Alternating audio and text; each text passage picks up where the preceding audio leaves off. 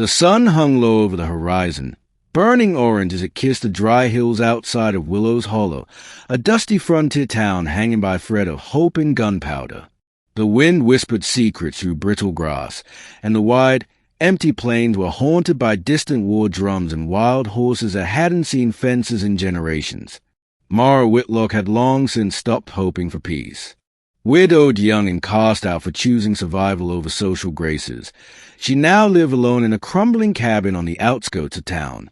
Her hands were callous from chopping wood and her heart worn thin from grief, but she endured. That was all she knew how to do. It was late afternoon when she heard it, hoofbeat, erratic and fast. She grabbed her rifle, heart pounding. Anything that moved out here could mean danger.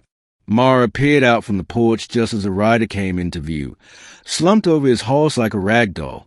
He was tall, with dark hair matted to his brow, and a jagged spear jutted from his back.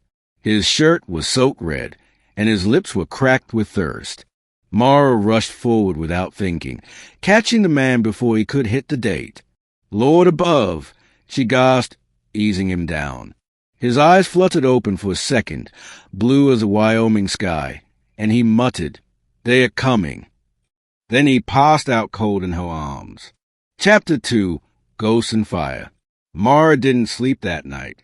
She sterilized the wound with whiskey, cut the shaft of the spear, and sewed the gash closed. The man was burning with fever, caught somewhere between this world and the next. He mumbled names. One stuck. "Bo." She fed him broth and kept the fire low. When he stirred, he reached for his revolver until he saw her face. "You're safe," Mara told him gently. "You're in my cabin." "Apache," he croaked, "tracked me for miles. Got separated from my company. Name's Bo Langley." Mara recognized the name. A drifter. Some called him a cowboy, others an outlaw. A loner with no home, no family, just his horse and his past. "You're lucky I found you," she said. "That spear missed your lung by inches." Bo's eyes, sunken from pain, lingered on her face. "You stitched me up." "I did." His gaze softened. "Then I owe you." She scoffed. "Don't be stupid. You need to rest. You ain't out of this yet." But rest wouldn't come. Not with the sound of war drums echoing across the plains. By noon the next day, she saw them from the ridge, warriors on horseback, feathers dancing in the wind, eyes painted with vengeance, 100 strong. Chapter 3, Stand or Run. "They want me dead," Bo said grimly, gripping the edge of the table as he stood on shaky legs. "I took something from them." Mara stared at him. "What?" Bo reached inside his throw bag and pulled out a wrap cloth. When he unfolded it, Mara saw a shimmering silver amulet inlaid with turquoise. "Sacred. Beautiful. You stole it." "No, I rescued it," Bo said. "They massacred a mining camp up in Devil's Hollow. Killed everyone, men, women, even the preacher's daughter. I found this in the ashes. It didn't belong to them. I planned to return it to the tribal elder in peace, but they came for blood before I had the chance." Mara stepped back. "So you led them here." "I didn't mean to," Bo said. "I figured they lost my trail. But now they'll torch everything just to get it back." Mara's throat tightened. The cabin was her only home.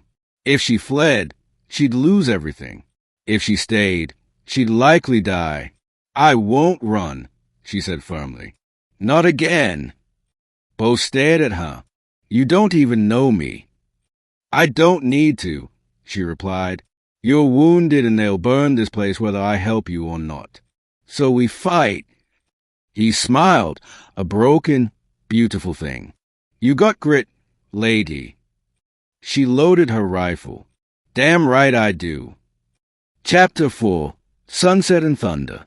As the sun dropped below the hills, the wind picked up. Mara and Bo dug trenches, set traps, and loaded every shell they had. The cabin, once a place of quiet solitude, was now a fortress of desperation. Bo was still weak, but he could shoot. And Mara had the eyes of a hawk and the courage of a lioness. By twilight, the warriors came. The first wave rode in from the north, war cries shattering the silence. Arrows struck the logs, fire caught on the roof. Bo fired from the loft, dropping a rider clean off his saddle. Mara picked him off from the front window, her aim steady despite the shaking in her bones. They came again, and again. Smoke curled into the sky. The earth trembled beneath hooves. Bo collapsed once, gasping for breath, but Mara dragged him back up. "You're not dying yet," she snapped.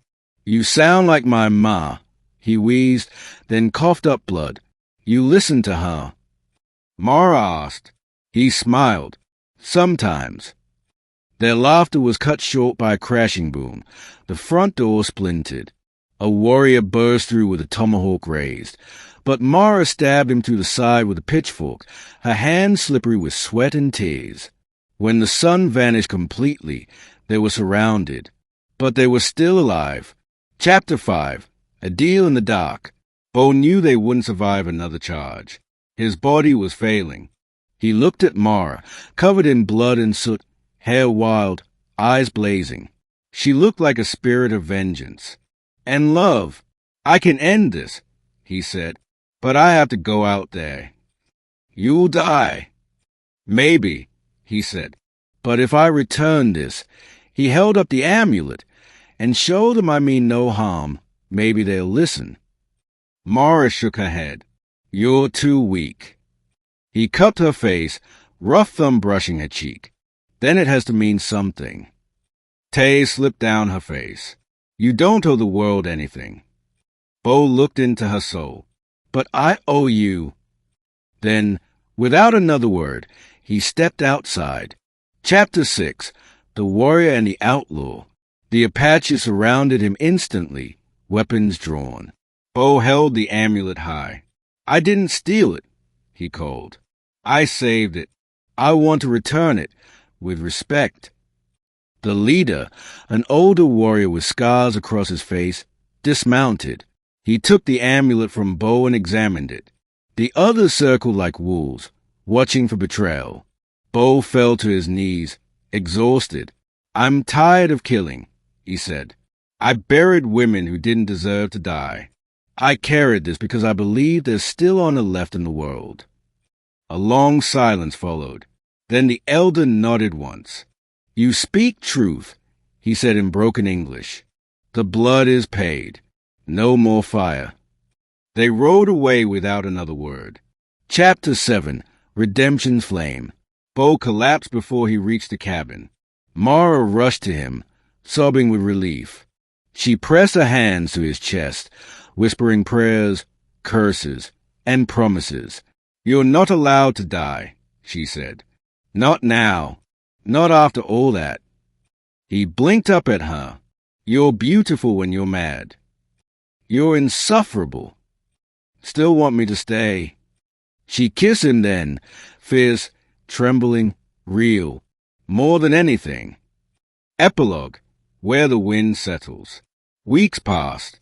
The scars faded, but the bond between them only grew stronger. Bo built her a new porch. Mara taught him how to plant potatoes.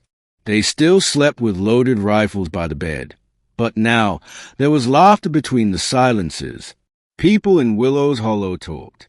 About the battle. About the mysterious cowboy who settled down.